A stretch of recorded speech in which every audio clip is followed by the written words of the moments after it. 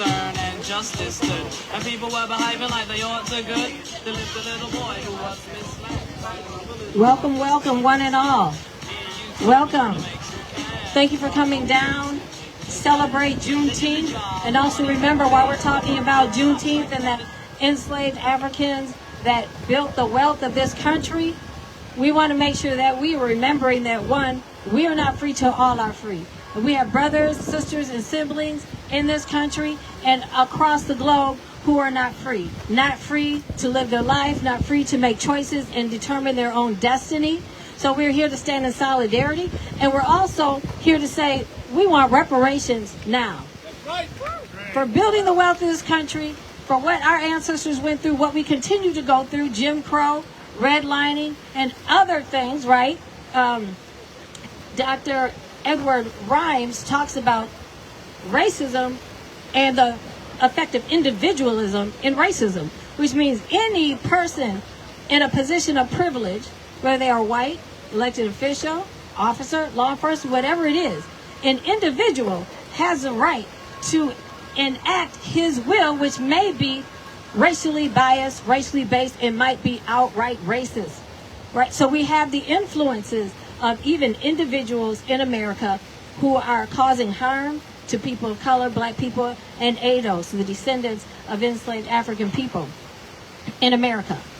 So I'm going to say happy Juneteenth, because on this day was it Galveston, Texas, the last of the enslaved African people who were actually considered African American citizens after Lincoln did at the end of the Civil War. So before that, they were enslaved African people because they were not citizens, because they were not people. They were less than human, less than people, and treated as such. So on this day, we celebrate the last the enslaved African people, the African Americans in Texas, were set free because Texas felt that it was an island of its own and it was going to continue to have slaves. So the last were free today. So, and this is my 4th of July, right? So this is the day I'll celebrate. This is the day, I'll come out and enjoy. 4th of July, my people were not free. So thank you for coming out here and standing in solidarity. I guess I should have one of those signs myself. So we're standing in solidarity, and we're talking about the ability to determine your own destiny, right? We know that here we still have a serious problem with mass incarceration. And when we even find that someone is innocent of a crime, it takes a serious fight to get them freed and out. And that shouldn't be it. We also know that we have the mass incarceration, which I call our President Joe Biden the father of mass incarceration, because she wrote that legislation that Bill Clinton signed. Then he went on to write the additional legislation that made crack cocaine, was it 20 times more chargeable than powder cocaine? And then, of course, we know that powder cocaine was found in the White House. So we know that laws have always existed to target the descendants of enslaved African people in America. So on this day, on Juneteenth, we want to reflect upon the history. We want to reflect upon the opportunities that we have because our ancestors were fighters, because they were able to survive and to thrive afterwards as best we know. So even within the institution of slavery, we were able to still find moments of black joy. Even in our system that we have today, we are still fighting, and we find and we create black joy. So to the ancestors, Ashe, we want to make sure that we are just standing in the truth of United States history, stand in truth of the ancestors. And I want to thank Trey Hearn Cruz, who's been standing up since I know he was in high school, doing the work to advance the people. So Trey Hearn Cruz, co-founder and lead organizers of Black Lives Matter Minnesota. Huh? Oh, and let's congratulate Trey Hearn Cruz. He is now a Bush Fellows. That is a prize award, highly esteemed, and really sets him apart in the work that he's doing. Definitely set him apart from me. I'm like, okay, you're on the next level. Okay, I'll just be down here waiting when you decide, come back down. But I'm so proud of you, Trey Hearn. We're all proud. Okay, so let's give Trey Hearn Cruz a hand.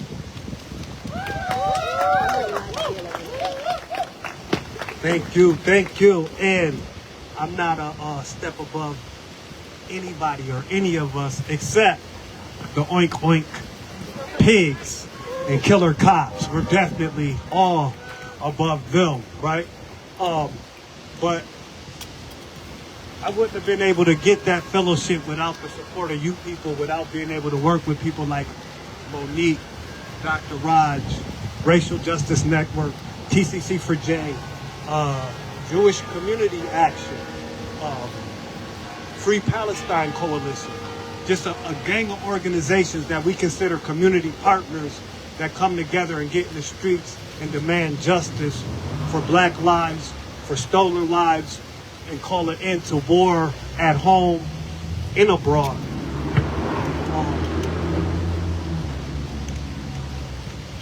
Reparations are not charity. Reparations is a debt that's owed for slavery, Jim Crow, mass incarceration, the current police war against black lives, in the war on drugs, employment discrimination, housing discrimination, environmental racism, and the list goes on and on and on. So there's 5 principles of reparations, and the number 1 principle is cessation, which means stop the harm, or stop. That's why when we come to protest, we say stop killing us, or hands up, don't shoot, or even how he just came out here today and the police told us that they were going to arrest us if we didn't take down this sign on a Juneteenth, on a black holiday. That's harmful. That's psychologically harmful to black people and he's getting paid time and a half on a holiday that black people were enslaved on. And then he's going to tell us he's going to put us back in slavery if we don't take down the sign celebrating our freedom. That's what we're dealing with today. So that's why we're calling for reparations. It's not just monetary, it's stop the harm so we can even calculate how much is really owed. Stop employment discrimination, stop housing discrimination, stop police terror. So cessation is 1. Restitution is number 2, which means to restore. Like we say, we want our land back. But we can't restore when people's lives are taken by the police. We cannot restore those lives, but we can pay compensation, or America can pay compensation. So compensation is number 4. Then number 5 is rehabilitation. White supremacy and institutional racism traumatizes black families and communities, and so we need to be rehabilitated from the damage that white supremacy and institutional racism has caused black families and communities. If we can be rehabilitated, because sometimes some of the things that happen to us by white supremacy and institutional racism cannot be rehabilitated. Then number 5 is satisfaction. So those are just the 5 principles of reparations. We're out here demanding. We want to applaud St. Paul has a reparations commission that is a permanent reparations commission. We think that because under the current leadership at the state level in Minnesota, when this current leadership first started, Minnesota had the 4th racial wealth gap, largest racial wealth gap in the country. Then it became the 3rd. Now, under this leadership, Minnesota has the 2nd biggest racial wealth gap in the country. Under this leadership, somebody say that ain't right. So right now, under this leadership, the black community economically is being pushed backwards. We had a $20 billion surplus under this current administration. And now we're going back. Now we have the 2nd biggest racial wealth gap in the country. We have the biggest housing disparities in the country. A couple years ago, that was not the case.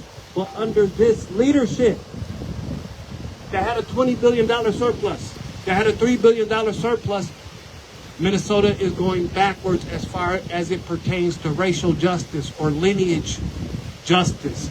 So we want all governments or bodies of governments in the city in the state of Minnesota to follow the lead of St. Paul and start working on addressing Minnesota's massive racial wealth gap, which is caused by policy decisions. The racial wealth gap is not caused by economic decisions that black people make. Contrary to prior popular belief, black people save more than any other race per capita than anybody else. We just don't have access to capital to save it. So, contrary to popular belief, black men are involved with their children.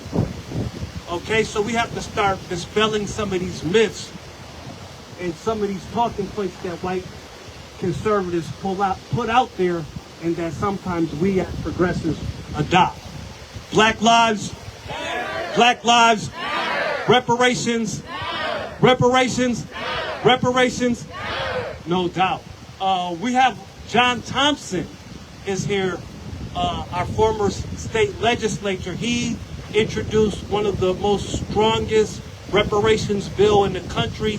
You know you have a strong reparations bill when you're not hiding it and sneaking. We have it on Twitter. There's Twitter spaces, and there's reparations activists from all over the country poking holes in it, and I'm always able to come into a space and say, yeah, that's what it says. Yes, this is what it does, because it's solid, right? And those are the type of pieces of legislation that you want, that it can be put up in any state, and the biggest, baddest reparations activists can ask questions about it, and you can answer confidently and say, yes, we stand on that. So Minnesota, we're going to continue to lead on reparations issues. We're going to continue to lead on legislative issues, because we have people like you here who are experts in all of these things. So I'm going to bring John Thompson up, and he's going to give us a couple words. But before I bring him up, we have some water, we have some pizza. Please eat and get some of that. And big shout out to Alyssa from Wrongfully Convicted. She's going to come speak shortly anyway. Normally just grab the microphone and start talking, man. I honestly thought it was Juneteenth, I better write something. So I wrote something. Just bear with me. Today, as we gather to commemorate Juneteenth, it's a day of profound significance in American history, because on this day, June 19th, 1865, the news of freedom finally reached the last enslaved African Americans in Galveston, Texas. Over 2 years after the Emancipation Proclamation, this movement marked a pivotal step in a long journey towards equality and justice. Yet as we stand here in 2024, we must acknowledge an uncomfortable truth. The struggle for true freedom and equality is far from over. That's an uncomfortable truth. When the chains of slavery were broken, our ancestors were promised liberty and opportunity and a fair chance to build a better future. However, the reality of their newfound freedom, I say, was starkly different as they faced systemic racism, segregation, economic disfranchisement, etc., etc.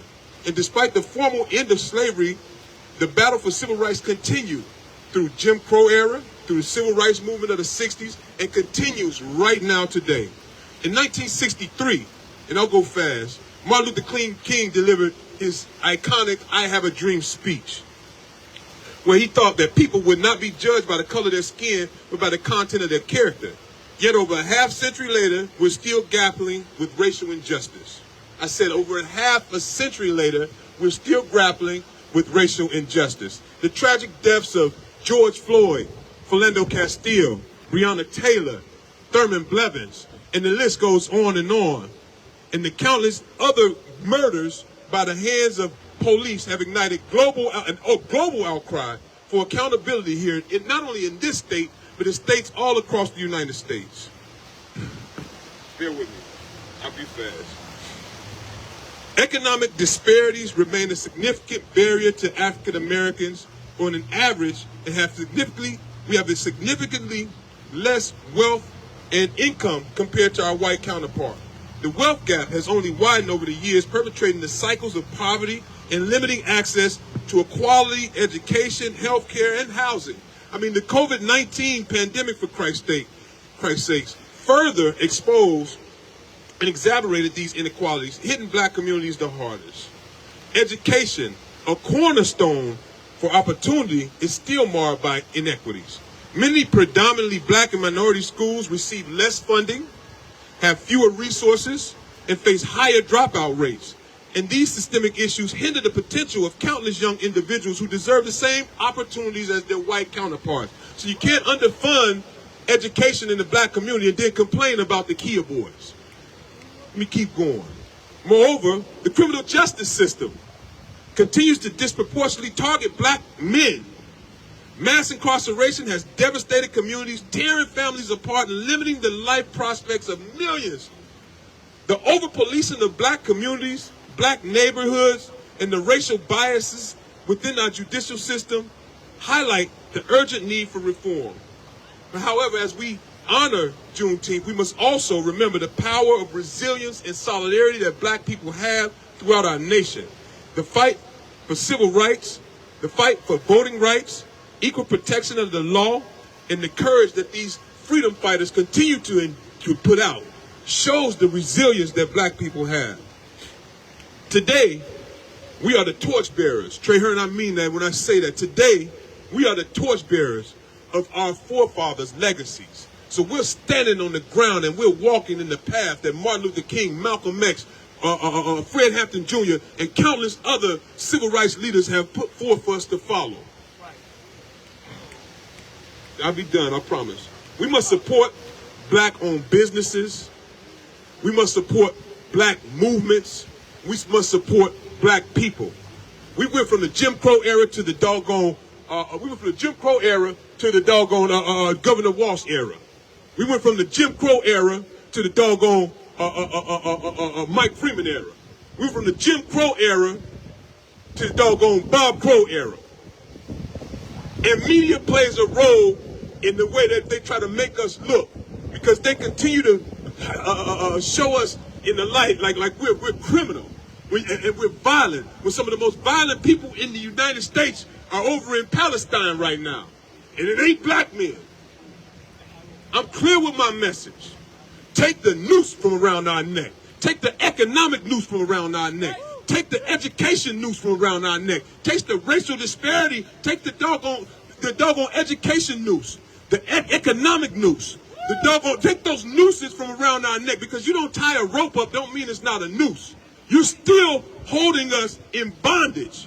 When you underfund our public schools and then complain about what the kids are doing with the idle time, school is stupid right now.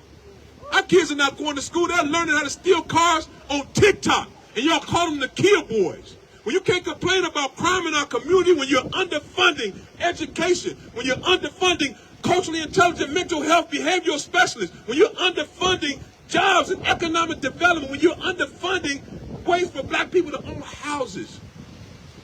And I feel sorry for some of the black people who sit here and celebrate Juneteenth with the same person who keeps us in bondage. I wasn't going to the governor's Juneteenth celebration because he's the reason why some of the disparities we have in this state are prevalent right now. So don't get me to celebrating. I'm not going to eat your rolled up cheese and crackers and party with you when you're a colonizer.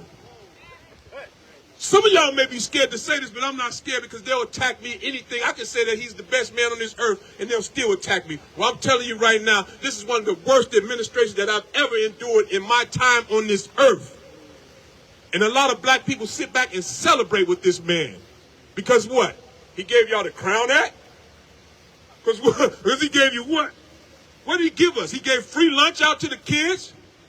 He's giving out things that we should have been had a long time ago, and y'all celebrating it. Because he's, restoring the vote for fellas? Fellas should have been able to vote. So I'm not going to celebrate mediocrity with a colonizer. And if you're his friend, tell him I said that. I'll beat him upside his head with this microphone. I love y'all, man.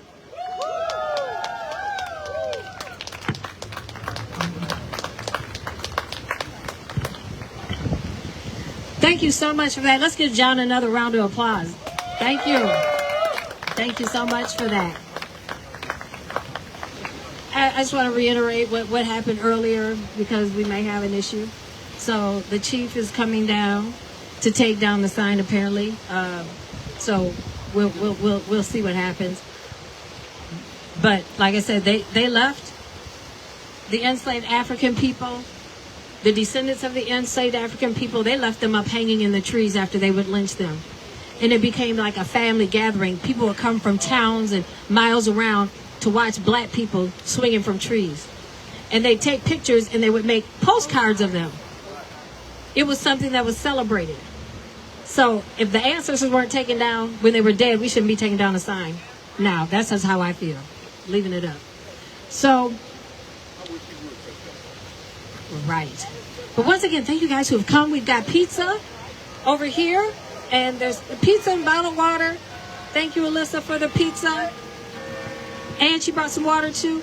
So make sure you help yourself. We got some other posters floating around. If you want a poster, you don't have one, let me know. So next, Alyssa, do you want to come forward? Let's give a round of applause to Alyssa. It's so hard when the families of those who are wrongfully incarcerated just have to get out here and fight and speak and tell the truth for their loved ones, right? So, just like we fight for Black lives, we got to fight for those who are still living and not with their freedom, right? So we know that prisons have made a lot of money for a lot of people, and that's one of the reasons why the prisons remain full. So, thank you. Let's give Alyssa a round of applause. And Siobhan. Thanks for coming out, everyone. I am Cornelius Jackson's fiance, who is serving life without parole for a crime he didn't commit in 2006. He is one of the many enslaved African-American men in Minnesota who is serving harsh time, and a lot of them are serving time for crimes they didn't commit or over-sentenced. And when I say over-sentenced, they're not sentenced the same as their white counterparts. You know, as we know, a white person can do something and get a slap on the wrist. But as soon as a black or brown person does something, they're locking them up for the rest of their lives. We are here standing in solidarity with Palestine and everyone else who has been wrongfully done by this government, the whole country here, and other countries. Please stand with us and continue to help us fight for the freedom of Cornelius Jackson. You can find us on Facebook at Free Cornelius Jackson, or our organization we started 4 years ago, the Wrongfully Incarcerated and Over-Sentenced Families Council, Minnesota. Thank you.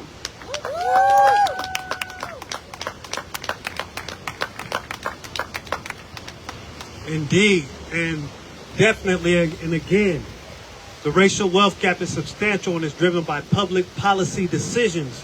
And some of those public policy decisions were the war on drugs, were 3 strikes and you're out, were draconian laws with crack cocaine disparities with crack cocaine and coke, and that really hurt the black communities. And that was the 1994 crime bill that was passed into law and created what we know as modern mass incarceration. There was a book written about it by Michelle Alexander called The New Jim Crow that I suggest that you all read. There's also another book, another documentary made here called Jim Crow of the North that documents racial covenants. And racial covenants are laws that say black people can't buy certain houses in certain areas.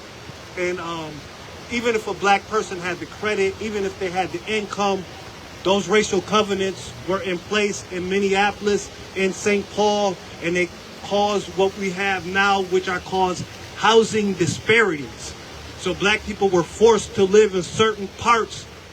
Mayor Frey tweeted a map, and it said Negro slum, and that's where black people were forced to live. We do have some speakers from the Anti-War Committee present. Please come on up. You have to introduce yourself. Yeah, don't worry. Thank you guys for being here. No, thank you. All right. Well, hello everyone, and a special hello to all my black brothers, sisters, and cousins on this Juneteenth. Yes. My name is Chris, and I'm a member of the Anti-War Committee, and I'm excited to be here with you today to celebrate Juneteenth, Freedom Day, Emancipation Day, whatever name you have for this day of celebration, and to recommit with you to the fight for freedom and liberation for all. So in 2020, Angela Davis described Juneteenth as the day we celebrate the end of slavery, the day we memorialize those who offered us hope for the future, and the day we renew our commitment to the struggle for freedom. Her description is a reminder of what many of us here today already know. We must, can, and should celebrate where the hope and struggle of our ancestors have brought us, while also recognizing that the work is not done, and that freedom and liberation for one is inseparable from freedom and liberation for the other. As I think about this day of celebration, how the end of chattel slavery marks one win among many that came before it, and then many that will continue as we struggle for it today, both in Minnesota and across the globe. I also think of how it's impossible to stand for Black liberation and not also stand for the liberation of all oppressed people across the globe. It is impossible to say you're against racism and be okay with Israeli apartheid. It is impossible to say you're against police brutality and watch students across the globe be brutalized for merely standing on what they believe in, which is a free Palestine. If you put up a black square on Instagram in 2020 after the murder of George Floyd, you should be outraged and mobilizing against cop cities everywhere and the deadly exchange in which the IOF trains U.S. police departments, just like the police who killed George Floyd. They were taught that chokehold by the Israeli police. The same oppressor that creates the conditions in which we as Black people still struggle in the fight for freedom every day is the same one that bombs unarmed people in tents after forcing them from their homes. The same president who signed Juneteenth into law is the same president who has signed bill after bill allowing billions of dollars in funding for Israel's genocide. Just as the bodies, labor, and blood of my ancestors laid the literal foundations of this settler state on stolen land that we call the United States, the same could be said of our relatives and friends in Palestine, whose homes, family, and blood are being spilled and destroyed for the foundation of the settler state of Israel.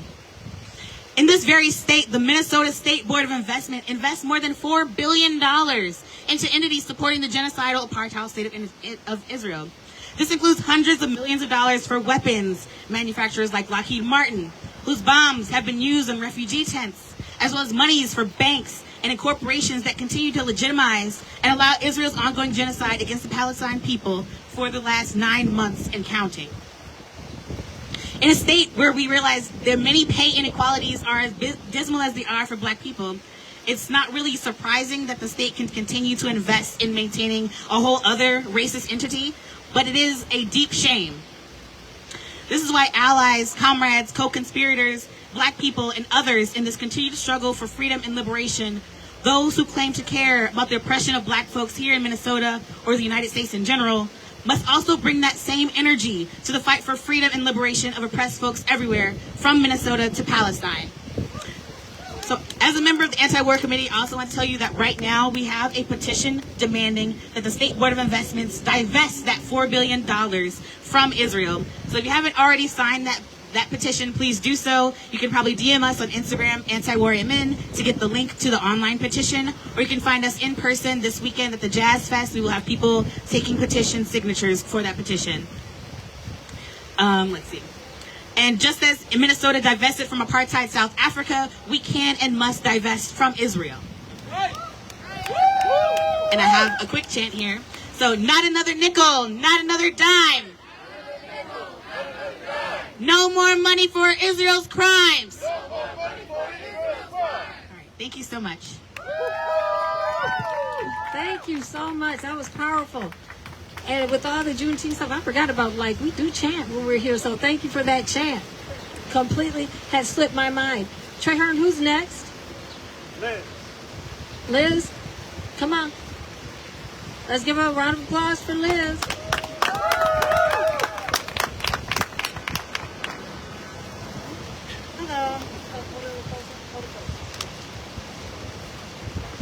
Hello. I would like to call out other Caucasian folks around the United States of America that are receiving paid leave today to contribute that income directly to some form of reparations.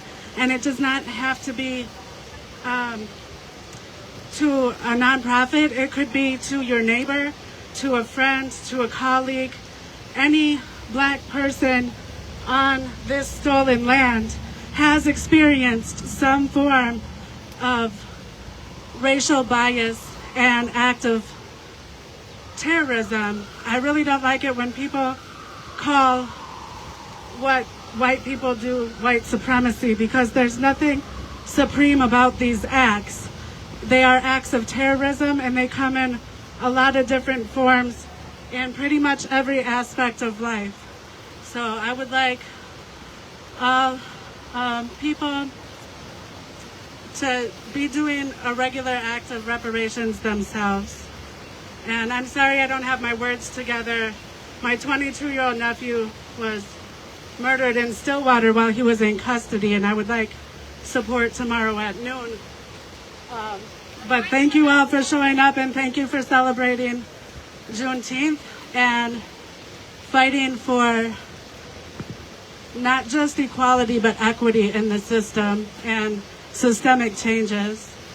But every little action that we can do in our community helps support a better tomorrow. Thank you. Black lives. Black lives. Black lives. Reparations. Reparations.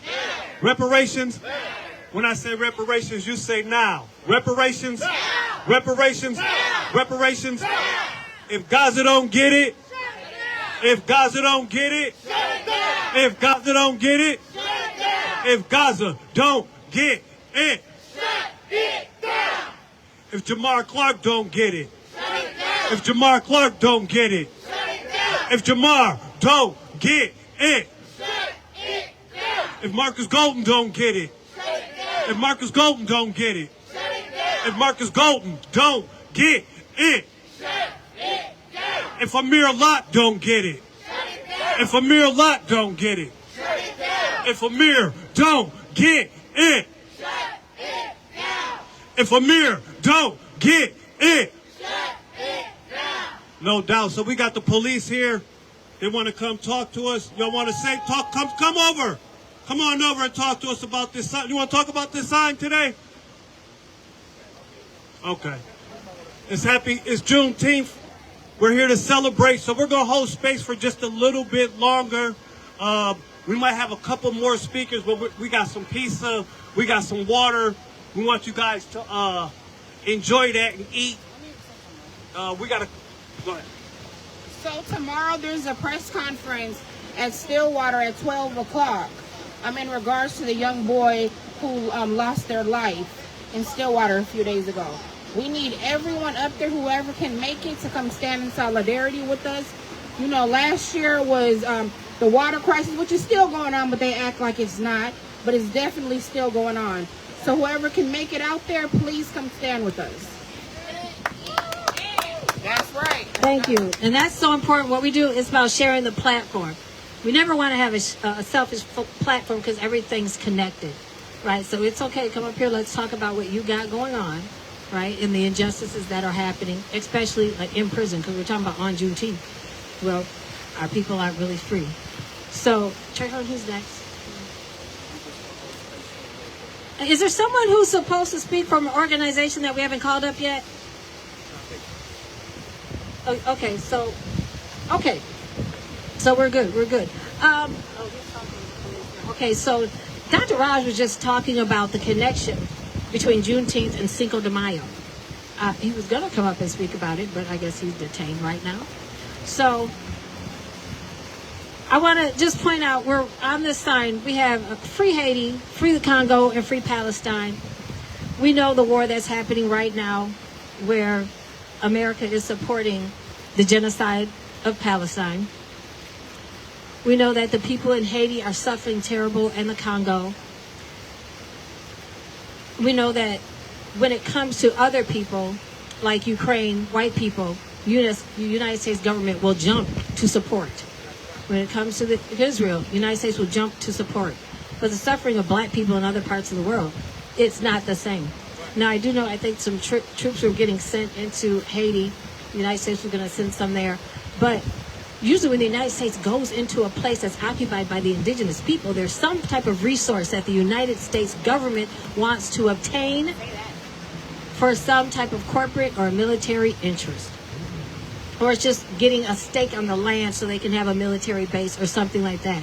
So while Juneteenth was signed as a holiday, we just know that there's so many contradictions and there is so much hypocrisy in our government.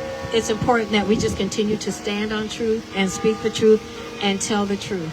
But once again, there's a lot of pizza over here. Come on, get some pizza. Make sure you have a poster.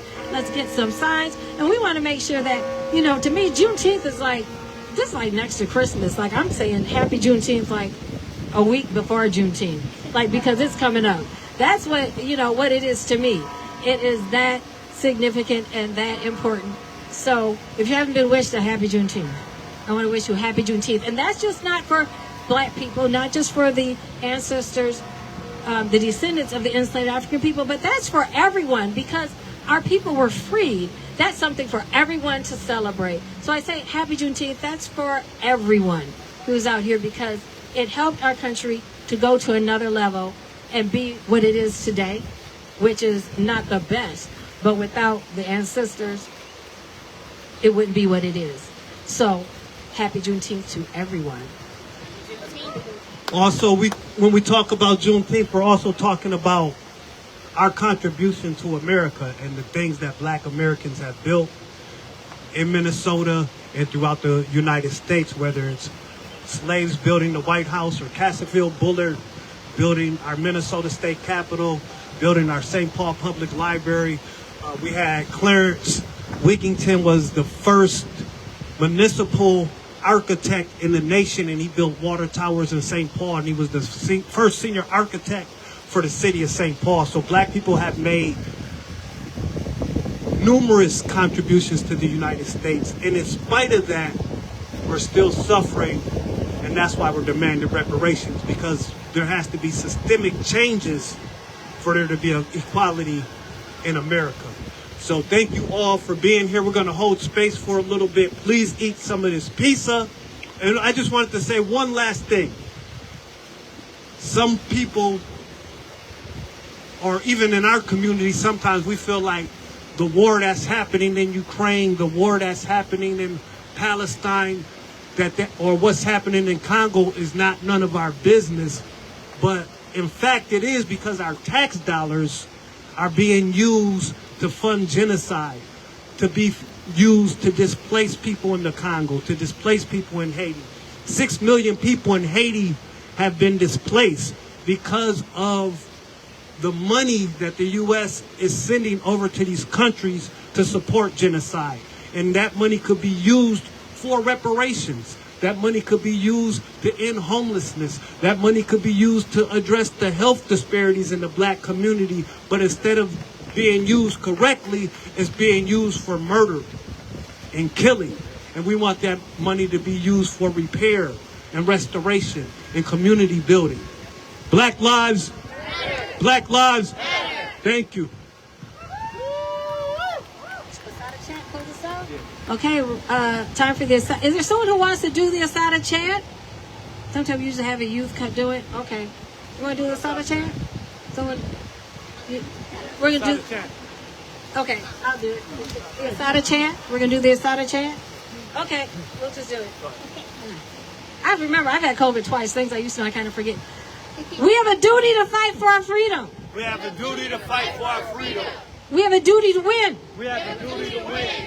We must love and support one another. We must love and support one another. We have nothing to lose but our chains. We have nothing to lose but our chains. We have a duty to fight for our freedom. We have a duty to fight for our freedom. We have a duty to win. We have a duty to win.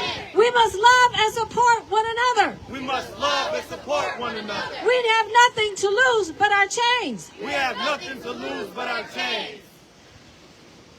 All power to the people. Well, there's boomers. I just forgot. I forgot. You know what? Just that quick. That's my COVID brain. I just forgot what I said just the time before. So, she said it all though. No. We do it twice. We have a last one. Here it is. We have a duty to fight for our freedom. We have a duty to fight for our freedom. We have a duty to win. We have a duty to win. We must love and support one another. We must love and support one another. We have nothing to lose but our chains. We have nothing to lose but our chains. We have nothing to lose but power to the people. Thank you.